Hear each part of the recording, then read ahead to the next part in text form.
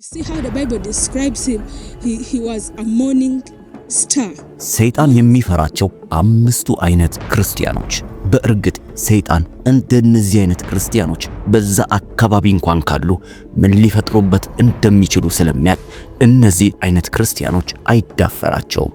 ኤሪካ ሙኪሳ ከዚህ ቀደም በጥልቁ አሰራር ውስጥ ለረጅም ዓመታት አጋንንትን ስታገለግል የኖረች ሲሆን አሁን ግን ክርስቲያን ሆና ጌታ ኢየሱስን እንደ ግል አዳኟ አድርጋ ተቀብላ በጨለማው ዓለም ላይ የሚካሄደውን ነገር በግልጽ ሚስጥራቸውን እየገለጠች ትገኛለች።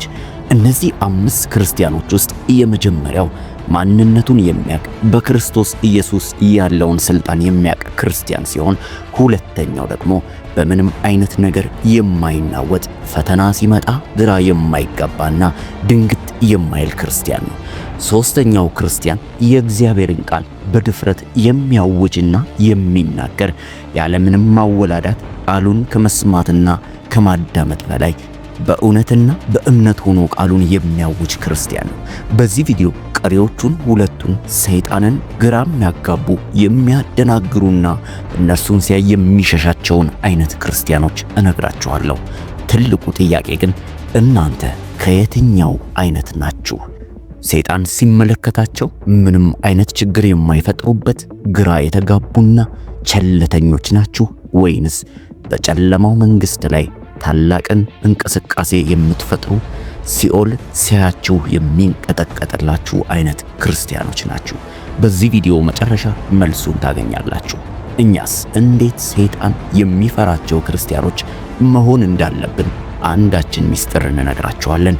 ይህንን ቪዲዮ ገና ስትጀምሩ ላይክ በማድረግና እንዲህ አይነት ጠቃሚ መንፈሳዊ እይታችሁን የሚከፍቱ ቪዲዮዎች ሲለቀቁ ቀድመው ወደ እናንተ እንዲደርሱ ሰብስክራይብ በማድረግ ተከታተሉ።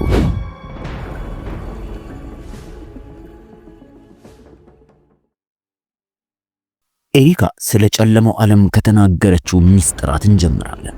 ማለትም ሰይጣን ምን አይነት መንገዶችን ተጠቅሞ አማኝ እንኳንን የሚሉትን ለማዳከም እንደሚሞክር እና ምን አይነት ጥቃቶችን እንደሚፈጽም እንገልጽላችኋለን። ምናልባትም ቀጥሎ የምታደምጧቸው ነገሮች ለእናንተ ህይወት መለወጥ ትልቅ ምክንያት ሊሆን ይችላል። በጨለማው ዓለም ውስጥ አንድ ነገር እንድታውቁ ፈልጋለሁ። ሰይጣን እንዲሁ ዝም ብሎ በመንገድ ላይ ያገኘውን ክርስቲያን ሁሉ ለማጥቃት አይሞክርም። ይልቁንስ ብዙ ጊዜውን የሚያሳልፈው ስለነዛ ሰዎች ህይወት በማጥናት ነው። ያሳለፉትን ነገሮች ያጠናል። ቁጭ ብሎ በነዛ ሰዎች ህይወት ውስጥ እያንዳንዱን ያለፉትን መንፈሳዊ ድካማቸውን፣ ብርታታቸውን፣ ፍላጎታቸውን ሁሉ ቁጭ ብሎ ያጠናል። በዛ ውስጥ የነዛን ሰው ምን ያህል የስልጣን ደረጃ እንዳላቸው መለየት ይችላል። በደንብ አርጋችሁ ቀጥሎ ኤሪካ የምትለውን ነገር በቀጥታ ስለምታረጉምላችሁ ተከታተሉ። በጨለማው ዓለም መንግስት ላይ አንድ ነገር ልነግራችሁ ፈልጋለሁ። ሰይጣን ምንም ቢያደርጉ የማይፈራቸው አይነት ሰዎች አሉ። በደንብ ስሙ። መጽሐፍ ቅዱስ ስለ ሰይጣን የነገረን ነገር ላስታውሳችሁ ፈልጋለሁ። መጽሐፍ ቅዱስ ሰይጣንን የንጋት ኮከብ ነው ይለዋል። ምንም አይነት ነገር ኮከብ ማለት ወይም ይሄ ብርሃን ስታዩ በአንድ ክፍል ውስጥ ብርሃን ማለት አንድን ነገር ይወክላል፣ ዕውቀትን እና ስልጣኔ። በጣም ብዙዎች ሰይጣንን ለምሳሌ ሲመለከቱትና ሲያዩት ወይም ስለ ሰይጣን ሲያስቡ አንድ ሞኝ ምንም የማያውቅ ጀጋ ወይም ጅል አድርገው ነው የሚያዩት። ግን ላስታውሳችሁ ሰይጣን ይሰራ የነበረው በእግዚአብሔር ከፍታ ተራራዎች ላይ ነበር። አስቡት እስቲ፣ ከእግዚአብሔር ጋር የነበረ በቀጥታ እንዲሁም ኪሩብ ነበረ ይላል። ማለትም የእግዚአብሔርን ክብር የሚጋርድ ለእግዚአብሔር ቅርብ የነበረ መልአክ ነበር። ይህ ማለት ሰዎች በፍጹም የሌላቸው የዕውቀት ደረጃ ሰይጣን የሚያውቀው ነገር አለ። ማለትም በብዛት ከኛ ይልቅ በእግዚአብሔር መገኘት ውስጥ ኖሮ የሚያውቅ ሰው። እንዲሁም አንዳንድ ሰዎች የሚመስላቸው የእግዚአብሔር መገኘት ሰይጣንን የሚያስፈራው ይመስላቸዋል። ግን መጽሐፍ ቅዱስ ላይ ስትመለከቱ በጣም በተለያየ ጊዜ ሰይጣን በእግዚአብሔር ፊት ሲቆምና ሲያወራ እንኳን አይተናል።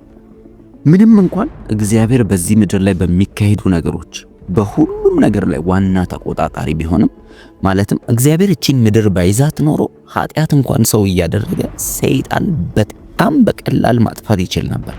ግን ይሄ ሁሉ ነገር ያለው በእግዚአብሔር ቁጥጥር ውስጥ ስለሆነ ያንን ማድረግ አይችልም። አትርሱ፣ ሁሉ ነገር የእግዚአብሔር ነው። በዚህ ምድር ላይ ያለው ጀማሪም ፈጻሚም እሱ ነው። እርሱ ሁሉን ነገር ስለሚያውቅ ነው ድንግጥ የማይለው። እግዚአብሔር አንድ ነገር ሲመጣ ወይኔ ይሄ ነገር መጣ አይልም፣ ሁሉን የሚያውቅ ነው። ታዲያ ምን ልላችሁ ፈልጌ ነው፣ ሰይጣን የሚፈራው የእግዚአብሔርን መገኘት አይደለም። ይልቁንስ ሰይጣን በጣም የሚፈራው ነገር ቢኖር የእግዚአብሔርን ክብር ነው። የእግዚአብሔር ክብር ደግሞ ዝም ብሎ አይመጣም። የእግዚአብሔር ክብር ከቅድስና ጋር ተያይዞ በእኛ ውስጥ የሚገለጥ ነገር ነው። ይህ ምን ማለቴ ነው? በቤተ ክርስቲያን ውስጥ እንደው በጣም ጎበዝ የተባለ ዘማሪ እንኳን ብትሆን አንተ እየዘመርክ እያለ ሰዎች ቢፈወሱ ቢነቃቁ ከሆነ ከበሽታ ምናምን ቢድኑ እንኳን ማለት ምናልባት ያ ዘማሪ በኃጢአት ሕይወት ውስጥ እየተመላለሰ ቢሆን በዛ ቤተ ክርስቲያን ውስጥ እየገለጠ ያለው የእግዚአብሔርን መገኘት ነው። የእግዚአብሔር መገኘት ሰዎችን ይፈውሳል። ነገር ግን የእግዚአብሔር ክብር በዛ ዘማሪ ላይ እየተገለጠ አይደለም። ስለዚህ በዛ ስፍራ እንኳን ሰይጣን ሊኖር ይችላል ማለት ነው። እንደፈለገ ስራውን መስራት ይችላል። ምክንያቱም ሰይጣን በእግዚአብሔር መገኘት ዙሪያ ከዚህ በፊትም ሆኖ ያውቃል። በዓለም በየትኛውም ስፍራ እግዚአብሔር ስለሚገኝ አብዛኛው የዘመናችን ቤተ ክርስቲያን ደካማ የሆነች ያለችው ለዚህ ነው። በጣም ብዙ የሚጠነቀቁትና ለማድረግ የሚፈልጉት በዛ በቀን ውስጥ ላይ የሚደረገውን ፕሮግራም ቆንጆ ለማድረግ ነው እንጂ በግል እያንዳንዱ አማኝ ከእግዚአብሔር ጋር ያለውን አረማመዱን አካሄዱም ለመጠንቀቅና እግዚአብሔር የሚከብርበት ሕይወት እንዲሆን ብዙ እየተጠነቀቀን ስላልሆነ እስቲ አስቡት። አብዛኛዎቹ እንኳን ዘማሪዎች ዛሬ ይሄን ነው የምዘምረው፣ ነገ ይሄ ነው የሚዘመረው ምናምን በቃ ሁሉ ነገር ፕሮግራም ላይ ያተኮረ ነው እንጂ በዛ በእውነት በዘማሪው ልብ ውስጥ ያለው ምን አይነት ነገር እንኳን እንደሆነ አይታወቅም። ይሄ የሚያሳየው በዛው ልክ የእግዚአብሔርን የቸርነት ጥግ ነው፣ እንዴት ምህረት ጥግ ድረስ እንዳለው ነው። ምክንያቱም በዛ እንኳን መሃል እግዚአብሔርን በንጹህ ልብ ፈልገው መጥተው ቤተ ክርስቲያን ውስጥ መካፈል እንደሚፈልጉ ስለሚያውቅ መገኘቱን አይከለክልም። እነዛን ሰዎች ልብ ይነበር። ይሄ የሚናገረው እግዚአብሔር ምን ያህል መልካም አምላክ፣ ደግ የሆነ አምላክ መሆኑን። ነገር ግን እግዚአብሔር አንድ ቀን በክብሩ ተገለጠ ማለት በቃ ያ መጨረሻው ነው የሚሆነው። ያ የእግዚአብሔር ፍርድ ነው የሚገለጥ።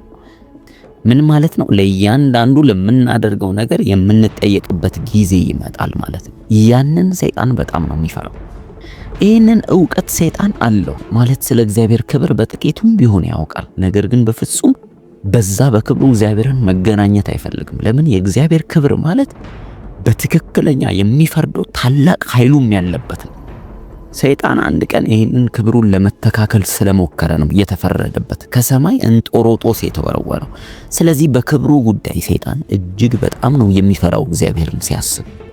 አሁንም ቢሆን በዚህ በምድር ላይ ተወርውሮ ያንን ክብር ለማስመሰል ይሞክራል። ሰዎች እንዲያመልኩት፣ እንዲከተሉት፣ እንዲፈልጉት ዕውቀት ስላለው እግዚአብሔርን ለማስመሰልና ልክ እንደሱ በቃ ሰዎች በሱ ላይ እንዲመሰሉ ይፈልጋል። ይሄ ኤሪካ ስትገልጠው የቆየችው ነገር በጣም አይን የሚከፍት ነው። ሰይጣን በእንደዚህ አይነት ዕውቀት ውስጥ እንደሚመላለስ ማወቅ ለኛ በጣም ነው የሚጠቅመው። ምክንያቱም ከዚህ በኋላ ፍለጋችሁን በእግዚአብሔር ክብር ለመመላለስ በቅድስናና በንጽህና የእግዚአብሔርን ክብር በሕይወታችሁ እንዲገለጥ መፈለግ መሆን አለበት። በሌላ በኩል ደግሞ ልናውቅ የሚገባን ነገር ጠላታችን ሞኝ ወይም የዋህ ስለሆነ አይደለም። ይልቁንስ በጣም ብዙ የታጨቀ ዕውቀት ያለውና ምን ማድረግ እንዳለበት በደንብ የተካነ ነው። የሰውንም ባህሪ ጠንቅቆ ስለሚያውቅ እንዴት አድርጎ ሊያጠቃንና በእኛ ላይ ከፍተኛ ጥቃት ሊፈጥር እንደሚፈልግም ግልጽ ነው። ለዛ ነው ብዙዎች በማያውቁት መንገድ በሰይጣን ወጥመድ ውስጥ የሚገቡት። ሌሎች ደግሞ እንዴት እንደሚሰራ ነቅተውና አውቀው በእግዚአብሔር ኃይል በሱ አናት ላይ የተመላለሱ ያሉት። ነገር ግን በእርግጠኝነት ይህንን ቪዲዮ ከጨረሳችሁ በኋላ እንዴት አድርጋችሁ በጠላት ኃይል ሁሉ ላይ እንደምትገዙ ልታውቁ ይገባል። የምፈልገው እኔ ስለ ሰይጣን እንድታውቁ ሳይሆን የሰይጣንን እንዴት አድርጎ ጥቃት እንደሚከፍትና አደጋ እንደሚያደርግ ገብቷችሁ በዛ በተመሳሳይ መንገድ ሰይጣን ላይ ጥቃት ልትፈጥሩና ልታሸንፉት እንደሚገባ ነው። በመንፈሳዊ ንቃት ውስጥ ልትሆኑ ይገባል።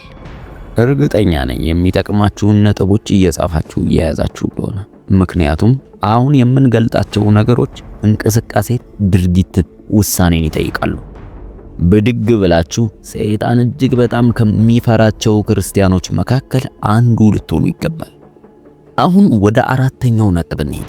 ሰይጣን እጅግ በጣም የሚፈራቸው አራተኛው አይነት ክርስቲያኖች ምን አይነት ናቸው? ታዲያ እንደዚህ አይነቱ ክርስቲያን እንዲሁ ዝም ብሎ የጠላትን ውጊያ የሚቋቋም ማለት አይደለም። ይልቁንስ በጠላት ኃይል ላይ ውጊያ የሚከፍትና አሸንፎ እየገለባበጠ በማይነገር ታላቅ ስልጣን የሚመላለሱት ናቸው። ተዘጋጁ። ቀጥሎ የምነግራችሁ ሁለቱ ነጥቦች በመንፈሳዊ ዓለም ላይ እንድትበረቱና እንቅስቃሴ እንድትጀምሩ ራሳችሁን ቻሌንጅ ያደርጋችኋል። ይህንን የድልና የአሸናፊነት ህይወት የሚያቀዳጃችሁ ሁለቱን ነጥብ ለመስማት ዝግጁ ናችሁ? እሺ፣ ወደ ነጥቦች። አራተኛዎቹ ጠላትን ያለምንም ፍርሃት የሚጋፈጡት ናቸው። የሚገርም ነው ይሄ ነጥብ። በጣም ብዙ ክርስቲያኖች ጠላትን ካልነኩት መልሶ እንደማይነካቸው፣ ካልተጠጉት እንደማያስቸግራቸው ነው የሚያስቡት። እንደነዚህ አይነቶቹ ክርስቲያኖች ግን ሆም ብለው የጠላትን ዓላማና ኢላማውን እየፈላለጉ የሚያጠቁ አጥቂ ክርስቲያኖች ናቸው። በጨለማው ዓለም ላይ እንዲህ አይነት ነገር አይሰራም። ሰይጣን እድልን እየፈለገ የሚጠቀም በጥቂት እንኳን እሱን የሚፈሩት አገኘ ማለት ለሱ በጣም ከፍተኛ በር ነው የሚከፍትለት። ያዕቆብ ምዕራፍ 4 ቁጥር 7 ስለዚህ ጉዳይ በጥቂቱ ቢሆን ይገልጽልናል።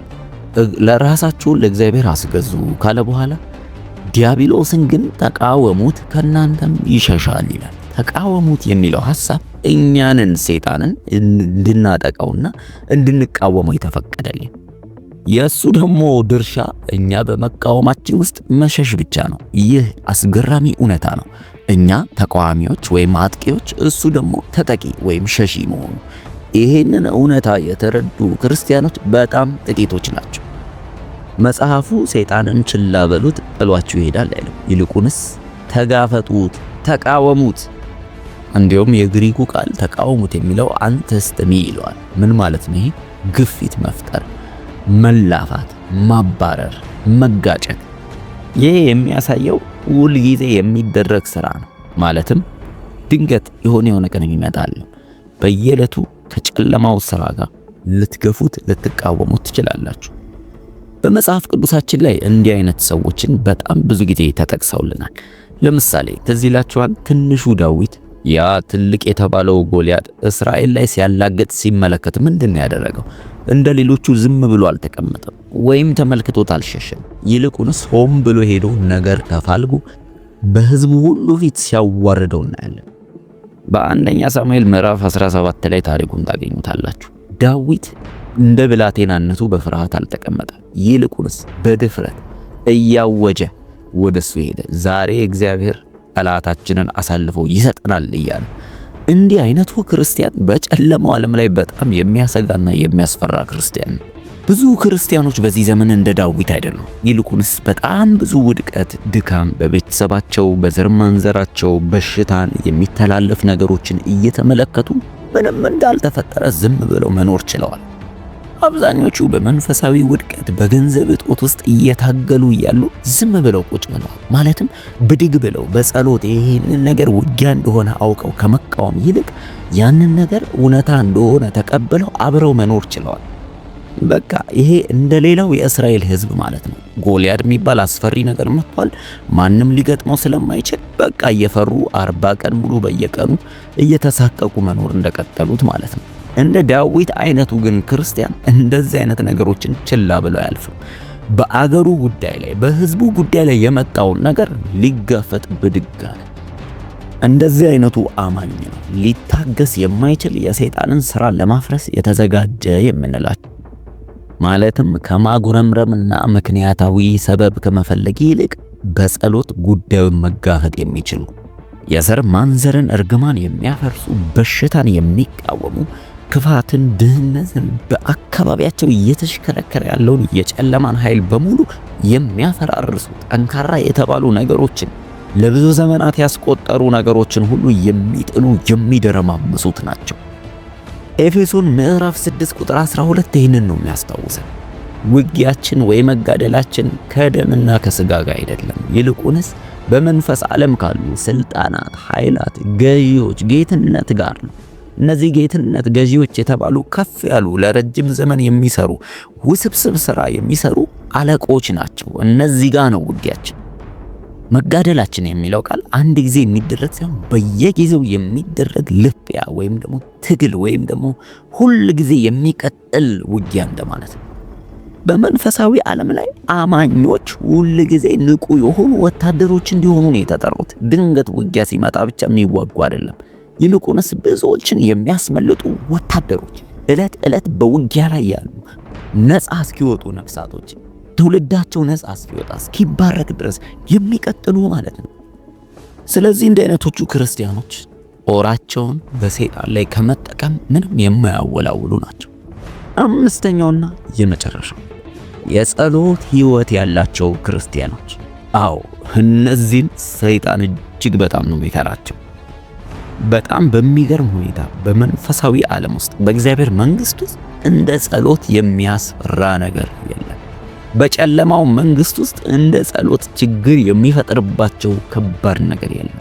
ለዛ ነው መጽሐፍ ቅዱስ ሳታቋርጡ ጸልዩ ብሎ በተሰሎንቄ መጽሐፍ ላይ ጳውሎስ የሚመክረን። እዛም ኤፌሶን ምዕራፍ 6 ላይ በተመሳሳይ ሁኔታ በሁሉም አይነት ጸሎት ዕለት ዕለት እንድንጸልይ ይመክረናል። ይህ ማለት ጸሎት አንድ ድርጊት ሳይሆን ወይ ፕሮግራም ሳይሆን የህይወት ስታይል ነው፣ ሁል ጊዜ የሚደረግ ነው።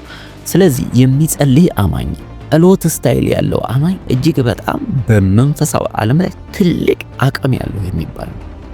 ሰይጣን እነዚህን ሰዎች ታዲያ የሚፈራቸው ዋናው ምክንያት ቢኖር በጨለማ ዓለም ላይ የሚጸልዩ ሰዎች ምን ያህል ከመንፈስ ዓለም ጋር ንክኪ ያላቸው የማያቋርጥ እስትንፋስ የሚተነፍሱ እንደሆነ ያውቃል። ትልቁ በጨለማ ዓለም ላይም ተቀናብሮ የሚሰራው ስራ ምንድነው? ብዙ አማኞችን ቢዚ ማድረግ፣ በአንድ ነገር እንዲሰናከሉ ወይ ደግሞ ዲስትራክት እንዲሆኑ፣ ለጸሎት ጊዜ እንዳይኖራቸው ማድረግ ትልቁ ሲስተማቸው።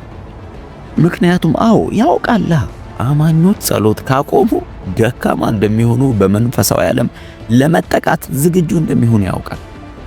ይህንን ግን ስላችሁ ልክ እንደ አንዳንድ ሰዎች በቃ ልክ ጉዳይ ሲመጣባቸው ችግር ሲደርስባቸው ለጸሎት የሚንበረከኩ ማለት አይደለም። ይልቁንስ ያለምንም ምክንያት በምክንያትም ዕለት ዕለት በጸሎት ሕይወታቸው ይበረታ። ልክ እንደ ዳንኤል አይነት ማለት ነው። ምንም አይነት ምክንያት አልፈለገም። እንደ ልማዱ በእግዚአብሔር ፊት በቀን 3 ጊዜ መስኮቱን ከፍቶ ይጸልይ እንደነበረው አስቡት። ጸሎት መጸለይ እንኳን በተከለከለበት ወቅት የሚጸልይ ሰው መሆን። ብዙዎች አይደለም ጸሎት ተከልክሎ ትንሽ እንኳን ነገር ካጋጠማቸው ጸሎቱን ትተው ያጋጠማቸውን ጉዳይ ይፈታሉ። እንደ ዳንኤል ግን አይነት ሰው ጸሎት እንኳን ቢከለከል የጀመረውን ነገር እንዲያቆም አላደረገው። ይልቁንስ ከጸሎቱ በላይ ምንም የሚመጣ ነገር እንደማይኖር ያውቃል። ሰይጣን እንዲህ አይነት ክርስቲያኖችን በደንብ አድርጎ ነው የሚያውቀው። ለዛም ነው የሚፈራቸው። የሚጸልዩ ከሆነ ሁል ጊዜ መንፈሳዊውን አየር እንደሚቆጣጠሩና የሆነ ነገር እንደሚለወጥ ያውቃል። እናንተ ታዲያ እነዚህ አይነቶቹ ክርስቲያኖች ናቸው? እውነታው ይሄ ነው። ሰይጣን ሁሉንም ክርስቲያኖች በእኩል መልክ አይመለከታቸው ወይም ሁሉንም ይፈራቸዋል ማለት አይደለም። በመንፈሳዊ ዓለም ላይ ብርቱና ደካማ የሚባሉ አሉ። ትልቁ ግን እውነታ ልንነግራችሁ የምንፈልገው ደካማ እንደሆናችሁ መቀጠል የለባችሁ። ምን ማለት ነው? ነገሮችን መለወጥ ትችላላችሁ። የደከመው መበርታት ይችላል። በመንፈስ ዓለም ላይ እንዴት የበላይ መሆን እንደምትችሉ ማወቅ ትችላላችሁ። ማወቅ መቻል ብቻ ሳይሆን የተመደበላችሁ ጉዳይ አይደለም ድካም ወይም ደግሞ በሰይጣን ለመጠቃት። ነገሮችን በርትታችሁ ነቅታችሁ መቀየር ትችላላችሁ። እነዚህን 5 ነገሮች እንኳን በየዕለቱ መለማመድ ብትጀምሩ በመንፈሳዊ ዓለም ላይ ከባድና አስፈሪ ሰዎች እየሆናችሁ ትመጣላችሁ። ትልቁ ጥያቄ ግን እናንተ ዝግጁ ናችሁ ወይ? እንደዚህ አይነት ክርስቲያን ለመሆን ንቁ ናችሁ? ተዘጋጅታችኋል? ወይስ አሁንም ተኝታችኋል? ወይስ አሁንም ጊዜ እየጠበቃችሁ ነው? እድሎችን እየጠበቃችሁ ነው? ነገሮች እስኪቀየሩ እየጠበቃችሁ ነው ወይ? ሁለት አይነት ሰዎች አሉ። ነገሮችን የሚቀይሩና ነገሮች እስኪቀየሩ የሚጠብቁ። እመኑ፣ ብዙ ጊዜ ደግሞ ነገሮች ድንገት አይቀየሩም። ለመቀየር የሚነሳ አካል ከሌለ በስተቀር እንደዛው እንደሆኑ ይቀጥላሉ። ይሄ መልእክት እናንተን የሚመለከት ክርስቲያኖች ከሆናችሁ አሁኑኑ ዛሬ ቀኑን እንዲህ በማለት ጀምሩ። እኔ የእግዚአብሔር ልጅ ነኝ። በእግዚአብሔር ስልጣን እመላለሳለሁ። ከዛሬ ጀምሮ አልነቃነቅም። የጠላት ኃይል መሳሪያ መጠቀሚያ አልሆንም። እግዚአብሔር በእኔ ውስጥ አለ። ክብሩን እጠቀማለሁ። ዕለት ዕለት ኃይሌ እየጨመረ ይሄዳል። በጨለማ ኃይል ላይ እገዛለሁ። መንፈሳዊ ብርታት ውስጥ እገባለሁ። ለደከመው ብርታትን የሚሰጠውን እግዚአብሔርን እታመናለሁ። በውስጥ ሰውነቴ በመንፈሱ በኩል በኃይል እጠነክራለሁ። ክርስቶስ ኢየሱስ በእምነት በልቤ ውስጥ ይኖራል። በእግዚአብሔር ቃል ላይ ጸንቼ እቆማለሁ። የጸሎት ሕይወቴ እየበረታ እየተለወጠ ይመጣል። አሁን ለኔ የመነሳት ጊዜ ነው። አሁን ለኔ ፍርሃትን አስወግጄ በጠላት ኃይል ላይ የምገዛበት ጊዜ ነው። እስቲ አሁን ከመጨረሳችን በፊት ይሄንን ቪዲዮ ጥቂት ለጸሎት የሚሆን ደቂቃዎችን እንውሰድ። በሰማችሁት እውነት ላይ መሰረት አድርጋችሁ መንፈሳዊ ሕይወታችሁ እንዲበረታና እንዲለወጥ ጥቂት ደቂቃ በተመስጦ ሆናችሁ ላይ ታርጌት ያደረገ መንፈስ፣ በቅዱሳን ላይ ታርጌት ያደረገ መንፈስ በናዝሬቱ ጌታ በኢየሱስ ክርስቶስ ስም የተጠረገ ይሁን። በናዝሬቱ በጌታ በኢየሱስ ስም የኢትዮጵያ ቤተክርስቲያንን በኢየሱስ ስም ፋይት እያደረገ ያለ ክፉ በናዝሬቱ በኢየሱስ ስም የጨለማ ተጽዕኖ በቤተክርስቲያን ላይ እጁን የጫነ መንፈስ መከራን እያበዛ ያለ ቅዱሳንን ዋጋ እያስከፈለ ያለ በናዝሬቱ ጌታ በኢየሱስ ስም የአውሬው ሲስተም የአጋንንት ሲስተም በምድሪቷ ላይ ያለ የጨለማ አሰራር በናዝሬቱ ጌታ በኢየሱስ ክርስቶስ ስም ቤተክርስቲያን እንዳታበራ በኢየሱስ ስም የቤተክርስቲያንን ማብራት እያደበዘዘ ያለ መንፈሳዊ ብርሃንን አቅም እየበላ ያለ ትውልዱን እያደከመ ያለ ቅዱሳንን እያደከመ ያለ እያዛለ ያለ የጨለማ አሰራር በናዝሬቱ ጌታ በኢየሱስ ክርስቶስ ስም በናዝሬቱ በኢየሱስ ስም የፈረሰ ይሁን። በኢየሱስ ክርስቶስ ስም አፈርሳለሁ። በኢየሱስ ስም የፈረሰ ይሁን። በኢየሱስ ስም የፈረሰ ይሁን። ራማጃና ማንቶራ ካፕራዲማሳ ኤላቦራ ማስካንዲላ ብራሻታሊ ማራዲ ማሰንዴሌ ቦራ ባጋዲያና ሞሳ ሪባስካላ ብራሳንዳላ ረባጄና ሞስካላ ዲና ማንታራ ካባሲያ በናዝሬቱ ጌታ በኢየሱስ ክርስቶስ ስም የትኛውም የፈርዖን ሲስተም በኢየሱስ ክርስቶስ ስም ጸልያለሁ። ቤተክርስቲያን ዶሜን እንዳታደርግ፣ ቤተክርስቲያን እንዳትገለጥ፣ ቤተክርስቲያን በኢየሱስ ክርስቶስ ስም እንዳትወጣ በናዝሬቱ ጌታ በኢየሱስ ክርስቶስ ስም እየተቋቋመ ያለ እየተገዳደረ ያለ በኢየሱስ ክርስቶስ ስም የጨለማው ሲስተም የአጋንንት ሲስተም በናዝሬቱ ጌታ በኢየሱስ ስም በናዝሬቱ ጌታ በኢየሱስ ስም የፈረሰ ይሁን። በኢየሱስ ስም የፈረሰ ይሁን። በኢየሱስ ስም የፈረሰ ይሁን። በኢየሱስ ስም ጃላ ባጋንዶራ ባስኬላ ፕራጃና ማጋትራላ ባራዳና ማሳ በአራቱም አቅጣጫ ያለችው ቤተክርስቲያን በዓለም ዙሪያ ያለችው ቤተክርስቲያን በኢየሱስ ስም ፋይት እያደረገ ያለ የጨለማ ሲስተም የአጋንንት ሲስተም በናዝሬቱ ጌታ በኢየሱስ ስም በናዝሬቱ ጌታ በኢየሱስ ክርስቶስ ስም ማዶጎዶ ሴካ ፓራዳ ጋባራ ባጄኒያ ማሳ ሬሌቬንዶ ሮሶ ኮፕራዲና ማንታላ ቤራ ሞሻባራቲያ በጌታ በኢየሱስ ስም የቤተ ክርስቲያንን ኃይል እየበላ ያለ አቅሟን እየበላ ያለ የቅዱሳንን አቅም እየበላ ያለ የቅዱሳንን ጸጋ እየበላ ያለ በኢየሱስ ስም የአውሬው ሲስተም የአጋንንት ሲስተም በኢየሱስ ስም የተበጣጠሰ ይሁን። በኢየሱስ ስም የተሰበረ ይሁን። ራባጋንዶ ራባሼዳ ባራባጋባራባጋባራባጋቦራ ረበገደገ ባራባጋቦራ ባጋጄና ማጋራባጋዲጋቦራ ባሼዳ ማራባሃዳባ ኢላቦራ ማካዴማ ሻዳባራጋባራባ ሲካፓራዲያማንቶ ወሎ ቮሮሶ ፕሮዶሎ ቬኒክራማጃና ማንቶራ ካፓራዲያማ የእግዚአብሔር መንግስት ጠላት የወንጌል ጠላት የጽድቅ ጠላት የቅድስና ጠላት በጌታ በኢየሱስ ክርስቶስ ስም ስልጣን ዛሬ ከምድር ላይ መንፈስ የተገለበጠ ይሁን።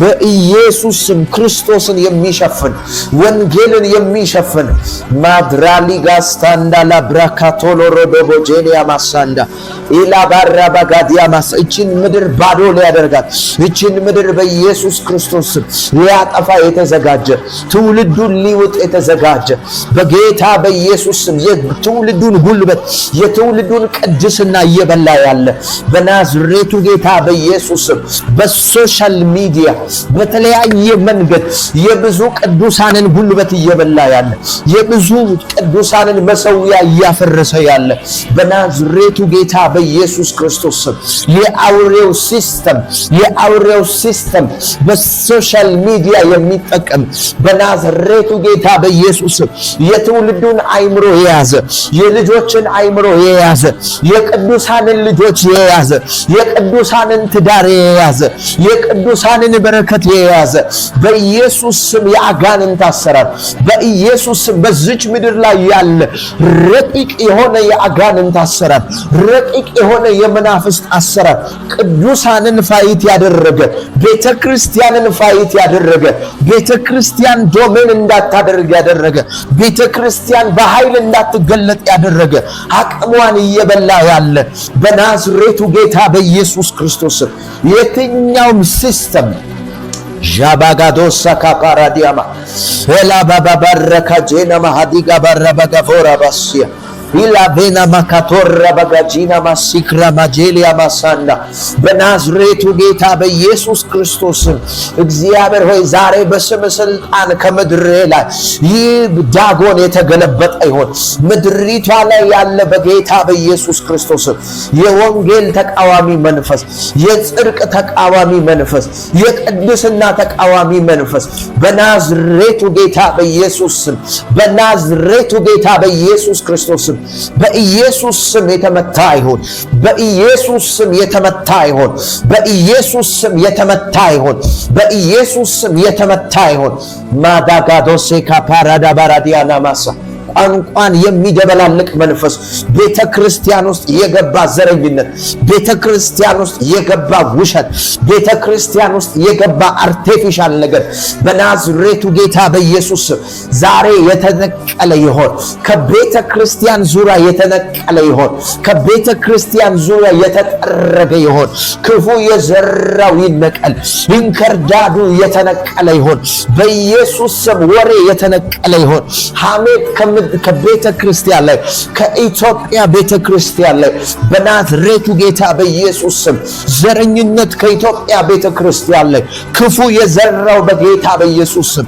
ጨለማ ከቤተ ክርስቲያን ላይ በናዝሬቱ ጌታ በኢየሱስ ስም ብርሃኗ እንዳይወጣ ያደረገ ብርሃኗ እንዳይገለጥ ያደረገ በጌታ በኢየሱስ ክርስቶስ ስም ዛሬ የትኛውንም ሲስተም ዛሬ የትኛውንም ተጽዕኖ የትኛውንም በኢየሱስ ስም ቀንበር በናዝሬቱ ጌታ በኢየሱስ ስም ይሰበር በናዝሬቱ ጌታ በኢየሱስ ስም ይሰባበር በናዝሬቱ ጌታ በኢየሱስ ክርስቶስ ስም ራካታ ባሻካትራና ማጄና ሞሳ ኢላ ባባባባባ ረጋዲጋ ሞረበሺዳ ማሃዳጋባ ላዳጋባ ጋዲጋ ሞረበጋጄና ሞሳ ክራማጂኒያ ማሳንዳላ ቤሪያ በኢየሱስ ክርስቶስም ስልጣን በኢየሱስ ክርስቶስም ስልጣን ጃማራካታላ ባራዳላ ቦሪያ ማሳ ወንጌል እንዳይሰራ ወንጌል እንዳይደርስ በኢየሱስ ክርስቶስ ስም እግዚአብሔር ሆይ ጸልያለሁ ይህንን የወንጌል ኃይል ሊይዝ እየተንቀሳቀሰ ያለ በኢየሱስ ክርስቶስ ስም በኢየሱስ ክርስቶስ ስም ዛሬ ጸልያለሁ የተገለበጠ ይሁን በኢየሱስ ስም የተገለበጠ ይሁን በኢየሱስ ስም የተገለበጠ ይሁን በኢየሱስ ስም የተገለበጠ ይሁን በምድሪቱ ላይ ያለ አዋጅ በምድሪቱ ላይ በቤተ ክርስቲያን ላይ የታወጀ አዋጅ በቅዱሳን ላይ የታወጀ አዋጅ በኢየሱስ ስም የተገለበጠ ይሁን በኢየሱስ ስም የተገለበጠ ይሁን ቅዱሳንን ይዤ ጸልያለሁ በምድሪቱ ላይ ያሉትን ቅዱሳን ይዤ በምድሪቱ ላይ ያለውን ቤተ ክርስቲያንን ይዤ በኢየሱስ ክርስቶስ ስም ጸልያለሁ የትኛውም አዋጅ በኢየሱስ ስም የተገለበጠ ይሁን በኢየሱስ ስም የተገለበጠ ይሆን። ዣና ማራዳጋ ባራዳ ላቦራ ባሃዲጋ ቦራ ባራባሳ የአይሁድ ጠላቶች ሊሰነጥሉባቸው ባሉ ጊዜ ነገሩ ተገለበጠ ተብሎ እንደተጻፈ በ127 አገር የታወጀው አዋጅ እስራኤል የተባሉት የይሁዳ ዘር የተባሉት እንዲጠፉ በታወጀ ጊዜ ነገሩ እንደተገለበጠ እንደዛ በጌታ በኢየሱስ ክርስቶስም ዛሬ በምድሪቷ ላይ በዓለም ዙሪያ ባሉት ላይ በቅዱሳን ላይ በቤተ ክርስቲያን ላይ የታወጀ አዋጅ የተመከረ ምክር በኢየሱስ ስም ይፍረስ። በኢየሱስ ስም ይፍረስ። በኢየሱስ ስም የተሻረ ይሁን። በኢየሱስ ስም የተገለበጠ ይሁን። በኢየሱስ ስም የተገለበጠ ይሁን። በኢየሱስ ስም የተገለበጠ ይሁን። ቤተ ክርስቲያንን ሊገዳደር የወጣ ቤተ ክርስቲያንን ሊቋቋም የወጣ በኢየሱስ ስም እንደ ጎልያድ የቆመ እንደ ጎልያድ እየዛተ ያለ በምድሪቷ ላይ ያለ ሲስተም ቤተ ክርስቲያንን የሚቋቋም ቤተ ክርስቲያንን የሚገዳደር ወንጌልን ሊገዳደር የወጣ በናዝሬቱ ጌታ በኢየሱስ ስም ቅዱሳንን ፋይት ሊያደርግ የወጣ የጨለማው ስልጣን የጨለማ ኃይላት የአጋንንት ኃይላት ዣባጋዶ ሴካ ፓራዲያማንታ ሬቤጌዴ ሞሳ ካታሊ ማራባጄና ሞሳ